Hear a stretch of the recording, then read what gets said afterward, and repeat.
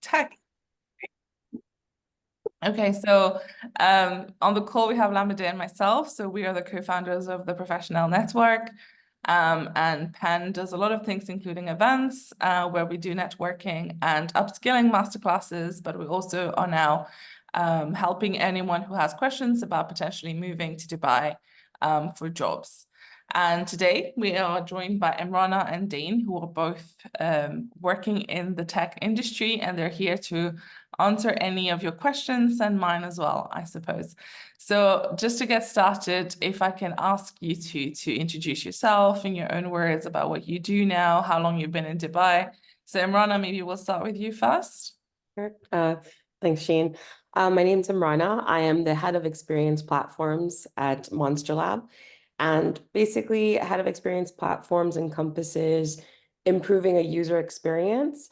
But because I have platforms at the end of it, so it's more tech focused, sitting with clients one-on-one, understanding the kind of requirements they have, helping them build like their user experience and journey, and then finding the right tool that they can use to kind of advance like, their engagement, do a lot of cool things like KPIs, and gather some cool metrics. And prior to that, I was with IBM as digital transformation leader based out of UK. And even before that, I was with IBM in North America, which is where I'm from. I'm from Detroit, Michigan originally. And I started my career off as like, a software tester in my very, very junior days. Amazing. Thank you, Imrana. Dane? Yeah, hi guys. So I am currently a product manager at Stake, which is a startup in Dubai. We do real estate fractionalization. And essentially, over the last year, I've been working on the expansion to Saudi. So managing the tech build out of the actual app itself and talking to users and trying to understand what it is that we should be building and then coordinating with design and so forth. So that's what I'm doing now, but I've sort of bounced around a lot throughout my career. I started in banking and tried to do my own startup, and now eventually landed in product management. But yeah, that's a bit about me. And I've been in Dubai for just over 3 years. All right. Thanks, Dane. Imrana, how long have you been here? Minus the 1 year I went to London, it's been a total of like 6 years. Okay, so you've been here the longest. What brought you to the tech world of Dubai? It was actually an opportunity that happened and through IBM. They wanted to start their Salesforce practice, which was one of my specialty CRM tools. And what I did was I would, even in the States, like I try to find opportunities to work in a global team. And the partner that was happened to be based out of Dubai, they needed somebody to kind of like do some proposal work for a project in Pakistan. And through that, like I won over like the client, and they ended up suggesting that they actually recruit me for the local office here. That just worked out. I didn't have like a full intention. I mean, it was like a want, but it wasn't like something I was like, oh my God, I need to do this. But when it came, I was like considering everything. I re-estimated like, okay, what's the cost of living? Where should I move? How does life in Dubai work? And I love researching that kind of material. Right. So you initially moved internally, and then Yeah. whilst we're here, you found something else. Okay. So how easy was it for you to find a different job once you were already in the country? Do you think it's easier than coming from outside? I think so. The second time, I actually, because I've left IBM, I joined Monster Lab, which is a smaller boutique firm. I was based in London when I found the opportunity. I actually, what's going to really matter in UAE in general, I believe, is like the network you make, the contacts you keep a good rapport with. I happened to work with some colleagues that launched their own company, and at the time they just kept asking me for like resources in my network. And I did refer them. Eventually, when I decided I wanted to like leave London and come back to Dubai, I reached out to them, and they were a bit like, oh, we don't have a opportunity because I'm at the director level.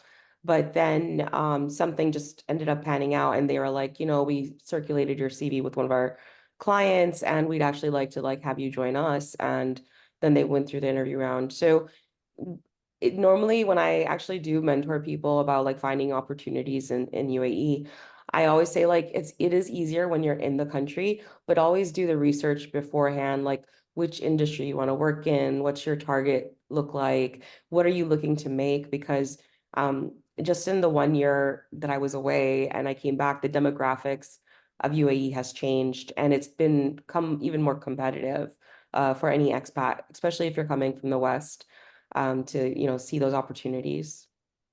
All right, thank you. And Dane, what about you? I know you did not move internally, right?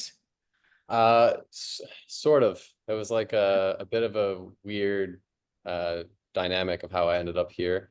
I was actually working in Miami, but then had moved to Switzerland and was working on my own company, but it was in a joint venture with another firm there in Switzerland.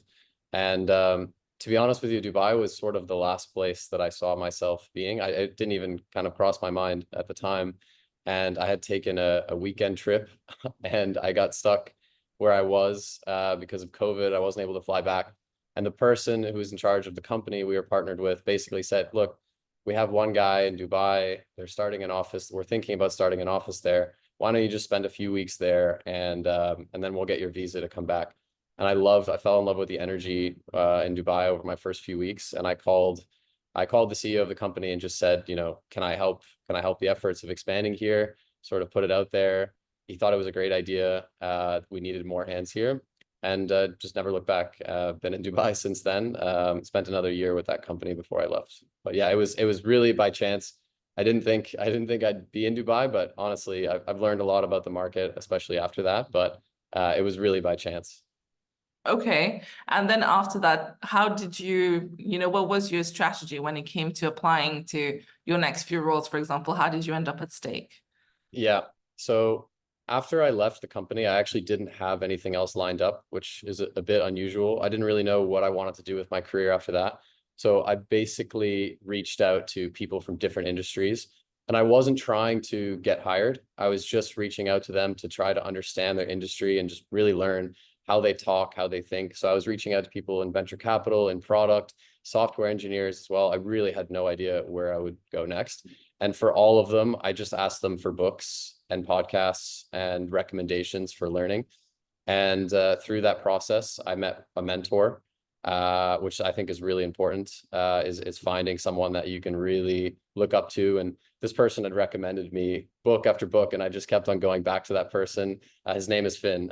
He's the head of product at Stake. And basically every week I'd read a book, chat with him, and then he would recommend me another book, and then I would chat with him. And eventually, yeah, it's sort of a longer story after that, but that was one of the main reasons why I ended up actually working at Stake, was just developing that relationship. And that's how I found out I wanted to do product.